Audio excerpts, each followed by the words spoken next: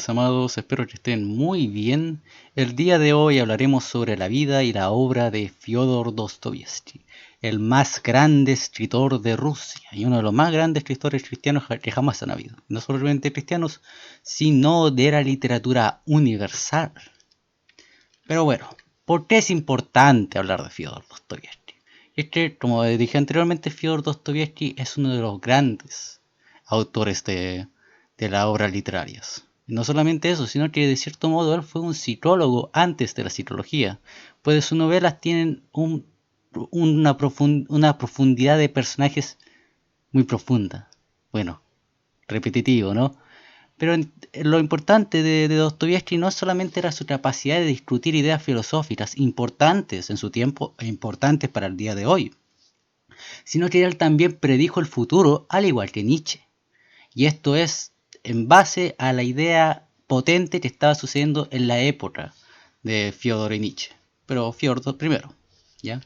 Que es la muerte de Dios. Pero primero, ¿quién es Fyodor Dostoyevsky?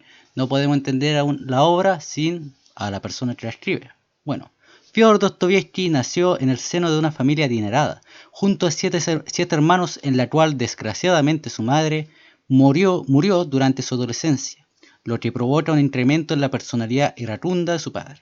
Era un padre violento y dado a la ira con sus hijos, y sus siervos, sus empleados. Debido a esto, cuando Dostoyevsky cumpla 18 años, su padre será torturado y asesinado por un grupo de campesinos. Estas experiencias tempranas y la aparición de las ideas socialistas, la aparición del comunismo, llevarán a Fyodor a unirse a grupos socialistas revolucionarios. Sin embargo, eso saldrá bastante mal, porque en 841 fue arrestado y condenado a muerte por la misma razón. Sin embargo, Dios tenía planes para Dostoyevsky y se canceló su pena de muerte, justo cuando estaba a punto de morir, muy interesante, para ser exiliado a trabajos forzados en Siberia. Durante este periodo comenzó a sufrir de epilepsia que lo acompañará toda su vida. Tiene su primer contacto con la Biblia y las enseñanzas del Cristo, y fue liberado en 1854. Y claramente todo este sufrimiento, esta estancia en Siberia, su experiencia cercana a la muerte y su epilepsia marcará su pensamiento. Es muy importante esto.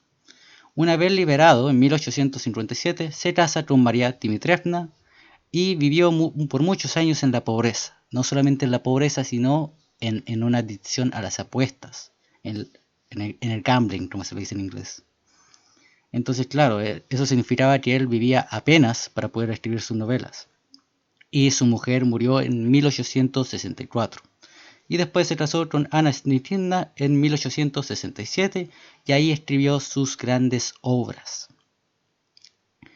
Y en 1879 al 1880 murió después de escribir Los Hermanos Karamazov, sufriendo de varias enfermedades y estirando la pata por una hemorragia al pulmón. Bueno, esa es su biografía de forma corta. Ya. El pensamiento de Dostoyevsky. Dostoyevsky fue fundamental porque comenzó en su tiempo a aparecer toda esta idea del socialismo y del comunismo, que claramente anteriormente salen las ideas capitalistas, las ideas liberales, pero poco a poco comienza a aparecer la modernidad, la idea de que ya no necesitamos el pensamiento clásico de los griegos, de la escolástica.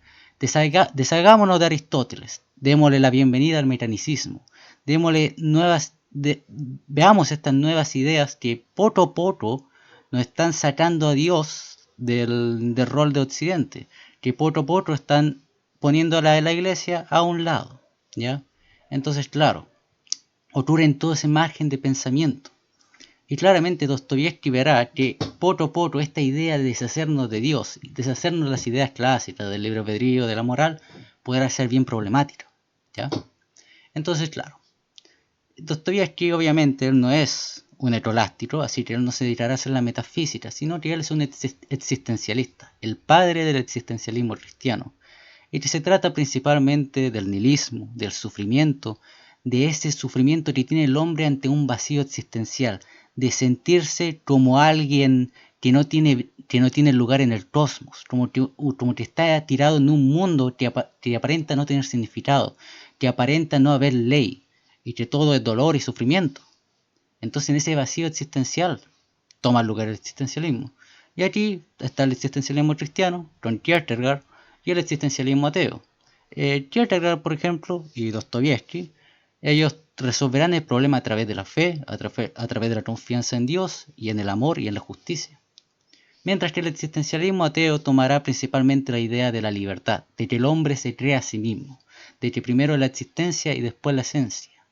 El hombre se construye y él es completamente libre y condenado a ser libre, puede ser responsable de todo lo que hace, decía Sartre. Muy bien. ¿Cuáles fueron las grandes obras de Dostoyevsky? Mi favorita, mi favorita es la de Crimen y Castigo, que se trata de un joven estudiante de Derecho, Rodion Romanovich Raskolnikov, que comete un asesinato. Y sin embargo, después, durante el transcurso de la novela, él se va redimiendo a través del sufrimiento que él pasa. Y la novela es principalmente una respuesta a las ideas de otro filósofo muy importante que nombrará esta muerte de Dios. Y ese filósofo no es nada más y menos que el más grande filósofo del ateísmo, Nietzsche. Entonces, claro, esta novela tiene varios temas: el sufrimiento redentorio, el superhombre versus el amor, o el idiota, como le llamo yo, la fría racionalidad versus la fe y el daño del materialismo. Pero bueno, veamos un extracto de la novela mejor. Dice así: de repente se inclinó rápidamente y cayendo al suelo besó su pie. Sonia se apartó de él como si estuviera frente a un loco, y ciertamente él parecía un loco. ¿Qué me está haciendo? Y él responde: no me incliné ante ti, me incliné ante todo el sufrimiento de la humanidad. ¿Qué está pasando acá? Bueno, Sonia era una mujer prostituta que se prostituyó porque su familia estaba en una situación de pobreza. Entonces, para ella poder alimentar a sus hermanos pequeños, para poder alimentar a su madre, y si no me equivoco tenía un padre que era borracho, que era el otro, si no me equivoco. Entonces, claro, en esa situación de desesperación, ella se prostituye, ella se sacrifica completamente por su familia, por el bienestar de otros. Ella es un modelo cristiano en el sentido de que no tiene odio. Todas la desprecian, todos lo tratan mal, todas la humillan, y sin embargo ella toma la ofensa y no se defiende. Ella es una mujer que está enteramente al otro, y es una mujer que sufre, y en ese sentido es similar al Cristo. El Cristo que se entrega completamente al otro, y que va y es asesinado en la cruz. Entonces esa es la idea, de que se encuentra tan maravillado, tan admirado el protagonista ante esa situación. El protagonista es claramente un ateo, él no es cristiano, él no cree en ninguna de estas ideas, pero sin embargo se maravilla. Se maravilla cómo alguien, a pesar de todo el sufrimiento, a pesar de toda la injusticia, de la injusticia, a pesar de todo el dolor, pueden hacer el bien. Y no solamente el bien, sino el amor al otro, con un sacrificio. Entonces, bueno, otra novela importante es la del idiota, que es una de mis favoritas, que es la del príncipe Mishkin.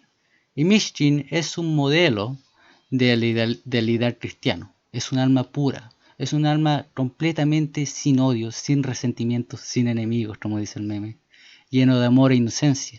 Es principalmente como la novela reacciona a él y cómo él reacciona al mundo. Y claramente un gran tema de esta novela es la idea de que la belleza salvará al mundo, que es mi frase favorita y la frase de este canal. También trata sobre el sufrimiento injusto, el amor por la vida contra el amor de la muerte y Mishkin versus Ragoshin. Principalmente la novela trata de un amorío, de un trío, un triángulo amoroso, entre Mishkin, Ragoshin y Anastasia. Anastasia es una mujer orgullosa que fue humillada y grumeada por un adulto que la quería como su esposa secundaria, por así decirlo, una mujer sola para él. Entonces, claro, ella nace en ese contexto y es vista como una mujer impura en la sociedad, que claramente veneraba la pureza de la mujer en estos tiempos, y que era muy difícil ser una mujer y no estar casada. Entonces claramente ella es una mujer humillada, pero ella sobrepasa eso a través de su orgullo y a través de su resentimiento. Pero sin embargo Mishkin es diferente, porque Mishkin se quiere casar con ella solamente por pena, solamente por amor, porque no quiere que alguien se destruya en la situación en la que ella está. Mientras que Ragoshin es un hombre brutal, violento, que es un maleante, es un hombre que ama la muerte y no la vida, como Mishkin. Y claramente la novela trata de esa dificultad que tiene ella si acepta a Mishkin o a Ragoshin, que es la lucha que debemos vivir todos, si aceptamos la muerte o la vida, si aceptamos el amor o el odio. Pero bueno, hablemos de la relación con Nietzsche, para eso estamos. Esto es muy interesante porque Nietzsche aprendió mucho de Dostoyevsky, tanto que lo llamó como el único psicólogo del que aprendió algo. Eso es algo muy interesante. Pero bueno, ¿qué es esta idea del superhombre y del idiota? Muy bien. Entonces en esta situación de la muerte de Dios, deshagámonos de Dios, deshagámonos de la moral, deshagámonos del alma, deshagámonos de toda esta idea importante que construyeron en Occidente. Se desmorona todo y el hombre queda en un vacío existencial, en un mundo sin ningún sentido, sin ningún propósito. Y además también recordemos que aparece la idea del evolucionismo. Y entonces bajo el evolucionismo, bajo la evolución, explicaremos la mente. Ya no existe el alma, ya no existe la decisión. Y el hombre es lo mismo que un animal, lo mismo que un perro o un gato, solo más inteligente. Entonces claro, en ese contexto aparece Nietzsche, su idea, que es la del superhombre. Es un hombre que no se miente a sí mismo, es alguien que no se limita por nada, no se limita ni por la sociedad, ni por la religión, ni por Dios, ni por nadie. Él hace lo que él quiere y él ama la vida. Él no tiene resentimientos, porque tener resentimiento es debilidad, es odiar a algo. Él lo supera. A él le pegan, él pega de vuelta, pero él no se queda con el resentimiento, porque él no es un llorón, él ama la vida y simplemente golpea de vuelta y no tiene arrepentimientos. Eso es un hombre fuerte para Nietzsche, aquel que ama la vida, que ama el ahora y lo hace todo sin límite. Esa es como la idea de Nietzsche, el vitalismo nietzscheano. Ese es el hombre fuerte para Nietzsche, aquel que no tiene arrepentimiento, que no pone límite ante nada, y es su voluntad ante todo. Y es el anticristianismo de Nietzsche. Sin embargo, Fyodor, él hará absolutamente todo lo contrario. Él dirá, oiga, no, chicos, esto es una pésima idea. Pero, digamos que no podemos tener ninguna seguridad. Pero él va a decir, no, hay que hacerlo por la fe, hay que hacerlo por el otro. Va a decir, desaigámonos de la razón, dejemos la razón al lado. Tenemos que pensar que la vida tiene sentido. Debemos pensar que el pobre debe ser curado, que la viuda debe ser defendida, que el huérfano necesita un padre. No podemos sumergirnos en el cinismo, en el resentimiento, en el odio. No podemos sumergirnos bajo la idea de que nada tiene sentido. Tenemos que luchar adelante, debemos tener fe en que la existencia tiene sentido, que nuestras cosas valen. Básicamente, Dostoyevsky toma el camino de la esperanza, toma un camino idiota, toma un camino resentido, según Nietzsche. Porque para Nietzsche, aquel que cree en el amor, aquel que cree en la justicia, aquel que cree en el valor de las cosas, es solamente un bebé resentido. Por eso él lo llama un esclavo. Es un esclavo porque se miente a sí mismo. Él odia el sufrimiento, él odia la muerte y prefiere creer que en algún día Dios hará la justicia. Prefiere creer que habrá una vida después de la muerte donde las cosas tengan sentido. Donde él cree que será recompensado por ser bueno y castigado por ser malo. Nietzsche no le importa, hay que salir adelante igual, dice Nietzsche. Dostoyevsky dice que no, que la vida tiene sentido, de que no podemos caer en ese cinismo nietzscheano y decir que todo vale, las cosas no valen y hay que creer en el amor. Y por eso él es un idiota, porque lo sacrifica todo por el amor, por creer que las cosas tienen sentido. Y aquí entra Misty, y en el fondo ese es el cristiano. El cristiano es aquel que lo sacrifica todo por el amor, por el otro. Ah, dato muy interesante. Al final, aquí hay una posible conversión de Nietzsche. Algunos me creerán, otros no, pero es algo bien interesante que pensé. Y es que Nietzsche muere de sífilis, muere en un estado de locura, y una de las grandes cosas que él hizo antes de morir fue haber abrazado a un caballo, diciendo que él sentía su dolor y su sufrimiento, y que pedía perdón por ello. Y vi algo muy interesante, porque Nietzsche siempre hablaba del poder y de la voluntad. ¿Por qué él hace esto? Pero bueno, es interesante porque este cuadro aparece en una novela de Dostoyevsky, donde el protagonista, Raskolnikov, que él es un modelo de las ideas nietzscheanas, porque Raskolnikov, al que vimos anteriormente, este señor, él comete el asesinato porque quiere ser Dios. Él quiere seguir sus propias reglas, él no quiere obedecer al Estado, a la iglesia, a nadie. En el fondo él quiere hacer lo que quiere hacer Nietzsche, ser Dios, hacer todo lo que él quiere, sin ningún límite, sin ningún arrepentimiento. Pero él falla en eso. Él lo vive, falla, fracasa, se perdona y se convierte en un cristiano y se arrepiente de sus males y ama al otro. Y tal vez eso le pasó a Nietzsche, tal vez se convirtió en Raskolnikov, prometió lo mismo y lo representó en ese acto con el caballo, en un estado de delirio. Quizás sí, O quizás no. ¿Quién sabe si ganó Dostoyevsky o Nietzsche? Muy bien. Pero hablemos más de esta idea del idiota. Leamos a Dostoyevsky. Quiero decirte acerca de mí mismo, que soy un hijo de esta época, un hijo de la falta de fe y el escepticismo, y probablemente seguiré siéndolo hasta el final de mi vida. Como me ha atormentado terriblemente este anhelo de fe, que es aún más fuerte debido a las pruebas en su contra. Y sin embargo, Dios me regala a veces momentos de paz perfecta en tales momentos. Amo y creo que soy amado. En tales momentos he formulado mi credo, donde todo es claro y sagrado para mí. Este credo es extremadamente sencillo. Aquí está. Creo que no hay nada más hermoso, más profundo, más comprensivo, racional, viril y perfecto que el Salvador. Y me digo a mí mismo con amor celoso que no solo no hay nadie más como Él, sino que no podría haber nadie más. Incluso diría más, si alguien pudiera demostrarme que Cristo está fuera de la verdad y si la verdad realmente excluyera a Cristo, preferiría quedarme con Cristo y no con la verdad. Por eso Él es un idiota. Él no es un filósofo. Y por eso yo tampoco soy entomista, porque soy igual que Él. La lealtad no está con la verdad, sino que está con el amor, con el otro, con el hombre, con su sufrimiento, con su ira, su resentimiento, con su dolor. Ahí está la lealtad, no con la verdad. Por eso es un idiota. Muy bien. Los demonios.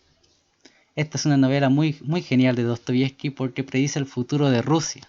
Y se trata de cómo en un pueblo comienzan poquito a poquito a crecer ideas socialistas, ideas anárquicas, de relativismo moral, y son inspirados por el protagonista, que es Stravosky, que él también, al igual que Raskolnikov, representa las ideas nietzscheanas.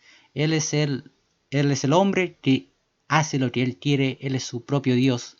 Entonces, claro, por todo estos grupos anarquistas lo ven como un Dios, como un nuevo Mesías, como el modelo que han de seguir, el completo anticristo, aquel que hace lo que él quiere y no le importa nada. Dato muy interesante, en estas novelas todos los personajes que representan las ideas nietzscheanas son pedos, así es, abusan de niños. ¿Por qué dirán? Yo pienso que es porque no hay nada más sagrado que los niños, entonces Dostoyevsky representaba eso haciendo a estos personajes pedos. Bueno, Raskolnikov no, porque él no llega a ese límite. Pero hay un dato bien interesante, al menos 2 o 3 hacen eso. Bien interesante. Pero bueno, en el fondo la novela es un reflejo de lo que pasará en el destino de Rusia en el futuro. Y claramente se discuten las ideas nietzscheanas y se discuten las ideas del cristianismo, de que todos somos culpables, que todos somos responsables del sufrimiento de los demás. Y aquí está la gran obra maestra, según muchos, de los hermanos de Dostoyevsky, que son los hermanos Karamazov, que se trata de 3 hermanos y un padre, el cual es asesinado y este padre se dice que simboliza la decadencia del cristianismo, la decadencia de esa cultura. Pero sin embargo, todos estos hermanos lo reaccionan de forma diferente. Iván, el más intelectual, él representaría a todos estos nuevos grandes filósofos, que son materialistas, que son racionalistas, que le buscan explicación a todo, que ya no creen en el alma, que ya no creen en Dios, que ya no creen en las ficciones de la fe y se basan en la pura materia. Y Dmitri, que representaría más bien al hedonismo, a la pasión, al hombre ruso, aquel hombre que tiene su lucha, sus conflictos, sus lujurias, y Alyosha, que representaría la fe, que representaría el idiota de Dostoyevsky. Él es un cristiano, él es emocional, él cree en el amor al otro. Y es algo bien interesante, porque en muchos momentos de la novela se abordarán temas como el libre albedrío, sobre el destino de Rusia, sobre el problema del mal. Y claramente Dostoyevsky él planeaba salvar a Rusia con esta novela, mostrar el camino que se debía seguir, que es el camino que sigue Alyosha. Que si bien no se sabe por qué ocurre el mal, no se sabe por qué sufrimos tanto, pero sin embargo podemos superar nuestro sufrimiento y podemos superarlo a través del amor, a través de la fe, entregándonos al otro. Entonces, claro, toda esta idea de Dios es fundamental en Dostoyevsky. Y por eso él dijo, si Dios no existe, todo está permitido, dice en su novela. Y si todo está permitido, la vida es imposible. En el fondo trata de eso, de que la desaparición de Dios es algo tan importante porque desaparece todo valor moral, todo sentido. Rosa que algo muy interesante porque el mismo Nietzsche se dio cuenta de esto, pero no hablaremos de eso, sino que hablaremos de otro tema, de la ciencia. Porque hasta la ciencia pierde su valor, así dice Nietzsche. Nuestra fe en la ciencia todavía se basa en una fe metafísica, Incluso nosotros, los sabios de hoy, los antimetafísicos sin Dios, todavía tomamos nuestro fuego de la llama encendida por una fe que tiene miles de años, la fe de los cristianos, que también era la fe de Platón, que Dios es verdad, que la verdad es divina. Pero ¿qué pasa si precisamente esto se vuelve cada vez más increíble cuando ya nada resulte ser divino excepto el error, la ceguera y las mentiras? Y si Dios mismo es nuestra más mentira, nuestra más antigua mentira. Muy interesante. Muy bien.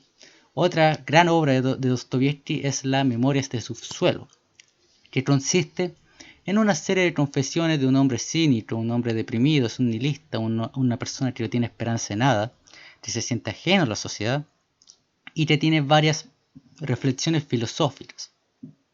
Entonces, claro, es una obra que no solamente trata de la filosofía y de estas ideas, sino que es principalmente psicológica en su protagonista.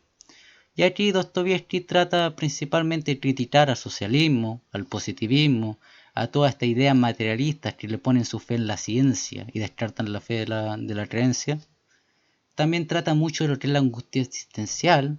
Es de cierto modo una predicción del existencialismo ateo, porque toda esta idea de Sartre, de todos estos pensadores ateos existencialistas, de la duda, de la angustia, del dolor, del sentimiento vacío, es algo fundamental en esta obra.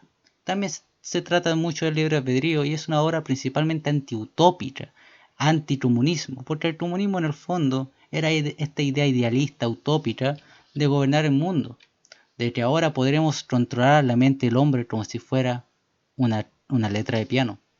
Escuchemos a Dostoyevsky.